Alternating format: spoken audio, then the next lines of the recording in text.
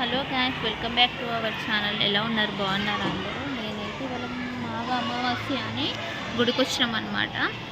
ఇప్పుడే దర్శనం చేసుకున్నాము, కాసేపు కూర్చుందామని కూర్చున్నాం అనమాట. ఇంకా పంతులు కూడా కాసేపు కూర్చోమన్నారు, వాళ్ళైతే భోజనానికి వెళ్ళినారనమాట. ఇక్కడ శివాలయం, రామాలయం, ఆంజనేయ స్వామి గుడి అయితే ఉంటుందన్నమాట. ఒకసారి పైన మీకు చూపిస్తే ఎంత బాగుందంటే, ఇది ఒక ఆకాశంలా, ఇది ఒక ఆకాశం లాంటి లొకేషన్ ఇచ్చారనమాట పెయింటింగ్తోని. సూపర్ ఉంటుంది. అది శివాలయం, ఇది రామాలయం, ఇది ఆంజనేయ స్వామి గుడి. వెనకాల ధ్వజస్తంభం, అటు పక్కన నవగ్రహాలు ఉన్నాయి. అటు గుడి ముందు వైపేమో నాగదేవతల ప్రతిష్ట చేసిరనమాట.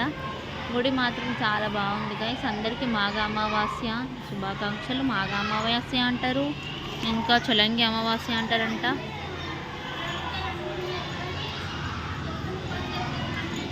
చొల్లంగి అమావాస్య అంటారంట, ఇంకొకటి మౌని అమావాస్య అంటారు. ఇంకా ఈరోజు ఈ అమావాస్య రోజు నేను ఇంకా వేరే వీడియో చేద్దాం అనుకున్నా, కానీ ఈ వీడియోలోనే మీకు చెప్పేస్తాను. వద్దు.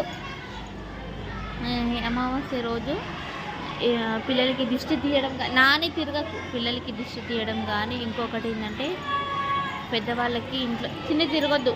పెద్దవాళ్ళకి ఆత్మశాంతి కలగాలని, అంటే చనిపోయిన వాళ్ళ కోసం ఆత్మశాంతి కలగాలని వాళ్ళ కోసం మనం మొక్కుకోవాలన్నమాట. ఇంకొకటి ఏంటంటే ఈరోజు శివుడికి సాయంత్రం ఎన్ని పూజలు చేసుకుంటే అంత మంచిది. ఇంకొకటి ఇప్పుడు మాఘ అమావాస్య కాబట్టి అసలు మా అమ్మవారి ఊరిలో జాతర అనమాట. అండ్ ఇంకొకటి కూడవెల్లి జాతర ఉంటుంది, లూరు జాతర ఉంటుంది, ఇంకోటి ఏడుపాయల జాతర ఉంటుంది. ఇంకా మాకు ఇంకోటి అటు ఎల్లారెడ్డిపేట సైడు అక్కడ కూడా ఒక జాతర ఉంటుంది అనమాట. ఇవన్నీ జాతరలు ఉంటాయి, కానీ మాకు ఇప్పుడు వీలు లేదు, వెళ్ళడం లేదు, బాధ అనిపిస్తుంది. కానీ మీకైనా ఎవరికైనా అవకాశం ఉంటే వెళ్ళండి. ఇవన్నీ సిద్దిపేట సైడ్ ఉంటాయి అన్నమాట. ఈ జాతరలో సిద్దిపేట, సిరిసిల్ల, కామారెడ్డి సైడ్ ఉంటాయి అన్నమాట. వీలైతే వెళ్ళండి. ఇంకొకటి ఈరోజు మనము ఎంత దానం చేసుకుంటే అంత మంచిది అనమాట. ఏమైనా దానాలు చేసుకోండి, ఎవరికైనా చిన్నపిల్లలు కానీ పెద్దోళ్ళు కానీ, లేకుంటే ఎవరు ఏమనుకుంటారో అనుకుంటే ఆ గుడికి వెళ్ళి టెంపుల్లో అయ్యవార్లకు కానీ అట్లా దానం, ఏదైనా బియ్యం కానీ లేదంటే గుమ్మడికాయలు అట్లా ఏమైనా దానం ఇవ్వండి, మన పెద్దోళ్ళకు మంచిదంట.